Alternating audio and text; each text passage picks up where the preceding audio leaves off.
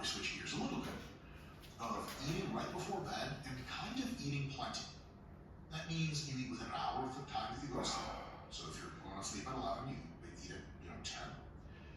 Often this comes with kind of moderate to high carbs. For most people, something like 50 to 100 or even more grams of carbs in a meal. Like this is a real solid raw.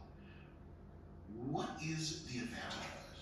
The thing is, lots of food, first of all. And even when you start to smell, in any case, sometimes that strategy of eating a big high-carb meal before going to sleep really knocks you the fuck out. Otherwise, you would be too sympathetic nervous system, not parasympathetic, too fight or flight, like a little bit of salmon you had 3 hours ago digested, or you're like awake, lying awake. I wonder if I ate my hand, like go back like a lizard's hand, or am I just sans hand for the rest of my life? If you're pretty stressed overall, some people reserve in the fridge on fat loss diets that are pretty extreme, so that you get put back to sleep.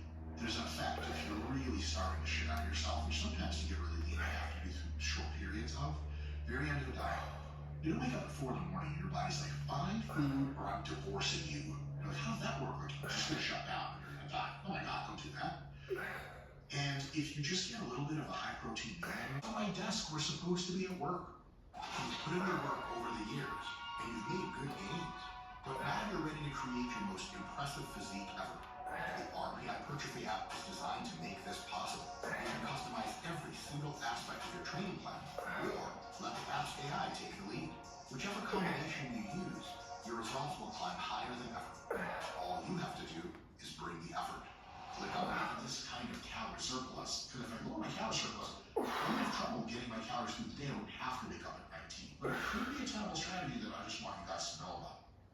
And if it has a marginal benefit at all, it's super, super good, because any more and you would be too much body heat, too much energy, and you would actually sleep poorly. Lastly, I would encourage you not to be cynical, but a little bit, as they say in Hawaii, small town skeptical of folks that tell you precise times to eat versus in reference to your sleep, and really precise foods to eat versus.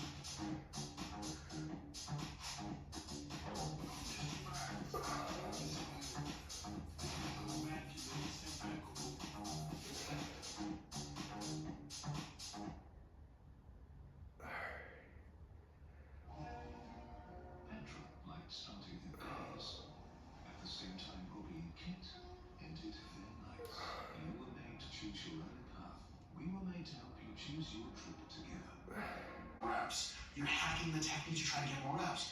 All of a sudden, the test of like, well, did you actually gain muscle is kind of weird, because if you actually gain a lot of muscle, you could do the identical technique and get more reps. That's the muscle showing itself off. But if you needed the extra squeezing to get more reps, who knows? Now, here's another thing.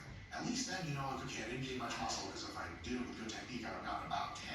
Here's what you're looking for in the 5 to 30 rep range and multiple ranges throughout there. With a focus, so not just one or the other. So like if you got really good at sets of 5, test your sets of 10. If they're not as good as they used to be, you just got better in the nervous system. If both sets of 5, sets of 10, and sets of 20 are better, you probably gain muscle. Another one was to focus on technique first and not rep goals no matter what. And the next one is, the answer is you kind of all around just faster. Because no matter what kind of race you have, more power is usually good as long as you can control the power. If it's so fast you can control it, hey, that's a great problem. So in much the same way in muscle growth, you know for damn near a fact your whole back got better if pretty much every exercise in pretty much all of the wide repetition ranges that you're testing, kind of no matter what exercise you test, and either way it's a good comparison, it's the same nutritional base, the same part in it. What I don't want you guys to do is test in a fat loss phase at the very end of it, and then next time test at the end of a mass gaining phase, or test in a mass gaining phase and a fat loss phase. Some people will test at the end of a mass gaining phase, and then at the end of a fat loss phase 6 months later, their lifts are almost so on and so forth. So what we're looking for here is just kind of a band of average exercise performance variation. And in order to be really, really confident that you have gained muscle, look at these new numbers and say, man, if 8 months ago I had that fucking warrior mentality like I did today, and a couple sips of I did 299.7666667667 pounds for 11.1 months. Bro, It's too close. Sorry. You can confidently say that you need to release its tied so you can use DEXA, but not in a way that replaces strength that adds to the information. Here's another way to get even more precision, even more assuredness that you're on the right track. It's using the scale and the mirror, how much you weigh and how you look.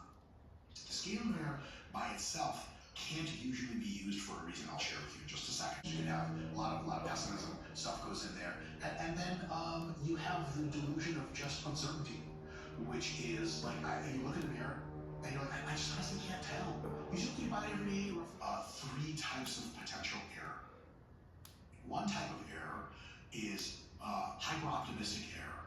You look in and everyone sees their body differently. Look, oh my God, I look so fucking great, guys. Check out my gains. And it's like if you're on a date with a girl or a guy, you don't know if you're saying the right things. Just keep saying the shit that you think is right and read the facial expressions and some shit like that. But definitely don't like just totally like it's not inappropriate to ask. Like, hey, am I saying weird stuff like you love me? That I've done that a few days. And so well, one day it's great, and not often.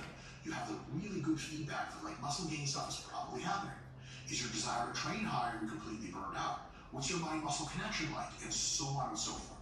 So flying on proxies, making sure that you're really good training, and making sure your diet and sleep are in order means that you're doing the best job that you can. Here's a really quick offhand analogy for that shit. You